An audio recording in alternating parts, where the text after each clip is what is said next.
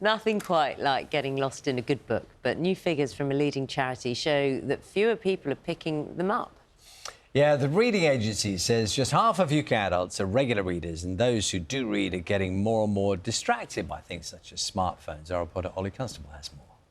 I enjoy reading, I enjoy looking inside the mind of the author. It's like you're watching a movie, because if you really focus on the book, it's like in your head you can imagine it happening. When I was little, I used to read a lot, so I think it's one of the best things to do as a kid. Being able to escape to a different world and meet and understand different people and different cultures through, pages in the book, I just find it really mesmerising now. Once upon a time, getting stuck into a good book was the best way to spend hours. But more and more of us are leaving the paperbacks. New stats show just half of adults read regularly, and that number is falling. The reading crisis in adults and children is very real, and there is a year-on-year decline.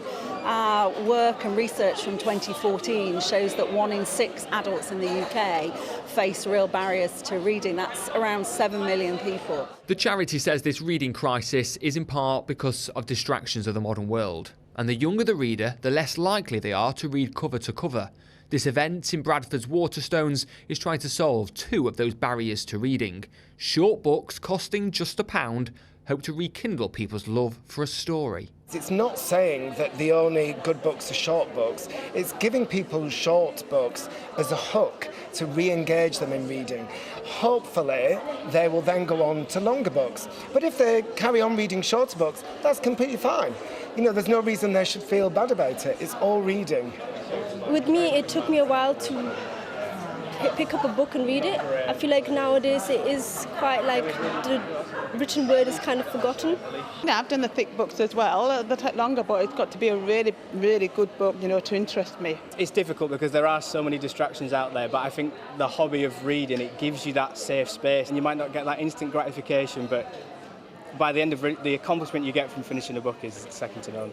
The reading agency charity hopes the next chapter is a positive one and the love for reading in any form grows. Ollie Constable, BBC News. I'm very pleased to say Laura Burke from the children's literacy charity Bookmark is here with us this morning. Morning. Hi, morning. Thank you so much for having me. Well, look, do you know one of the things is, it's sometimes I think that when you tell people they should be reading more, it becomes a bit of a problem. It's kind of like people need to be, this is my personal thought, is they need to be enthused that it's fun. The joy of reading rather than it's kind of something you should be doing. Does that make sense? Yeah, absolutely. I mean, we know that actually children who enjoy reading are 4 times more likely to read at the expected standard. So, that enjoyment of reading is so important. Children who enjoy reading are more likely to read more often, so they get better at reading.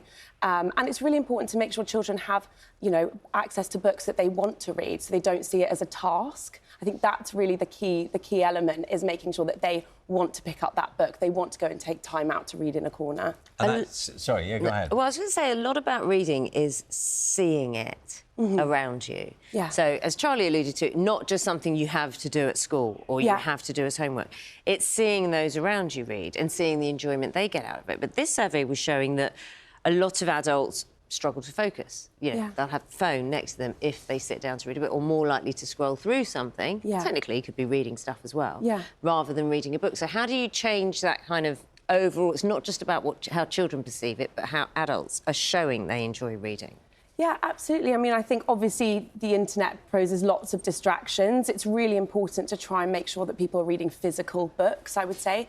The accessibility of ebooks is fantastic, but children who have that physical book can really make sure that they delve into the story. They see it from start to finish. They go on that hero's journey. So we have volunteers that read with children, and we really try and make sure that they carve out that 30 minutes where there's no distractions, it's just reading. Or if there are distractions, it's things like maybe a word game or a word search. So, yes, whilst they think that they're playing a fun game, it's still got that reading element to it. So your enthusiasm shines through, but put us in a time and place in your life when it's like you can remember like where you were, the book you were reading, and like what it did to you. Yeah, so for me, it was actually Ballet Shoes by Noel Streckford when I was younger. I think I could probably still recite the entire book word for word now. And, the real unfortunate truth is a lot of children don't have access to enough books that really spark that love of reading. We actually know that young boys in particular are struggling with that. So graphic novels are really important. We've seen they've really helped those disengaged readers. So where people can, it's important to try and make sure there's that access to a diverse range of books and children can choose the books that they themselves want to read. I tell you, one of the things, we've spoken to them once or twice here, haven't we, the horrible history writers. And one of the things they've done very successfully is engage, probably boys a lot, but I'm sure it's across the board, because they're treating history as interesting but funny and gory and all those things. And there can be a snootiness around literature, can't there? That it has to have a serious message. It has to have something else to it. Absolutely, and I think the most important thing, we've seen an absolute dip in adults enjoying reading, but also children, and that has a knock-on effect on a children's, education, employment. So the most important thing is to make sure that children enjoy reading. It doesn't matter what they're reading, let's just get them engaged in it and enjoying something. Graphic novels, anything.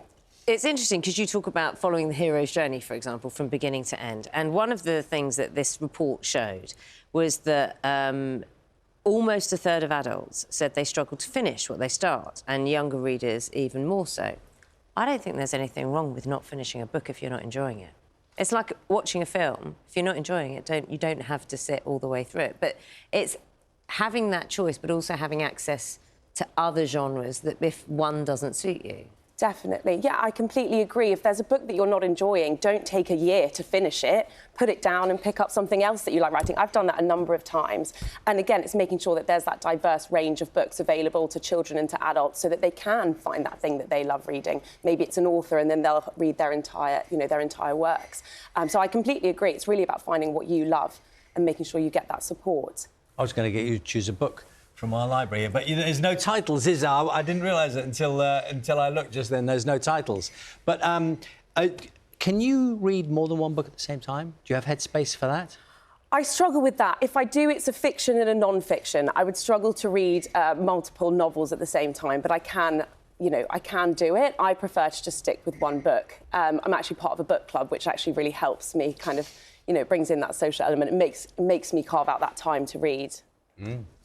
Nice talking to you this morning. Thank you very much. Thank you so much. Laura is from Bookmark Reading Charity. Yes, thank you so much.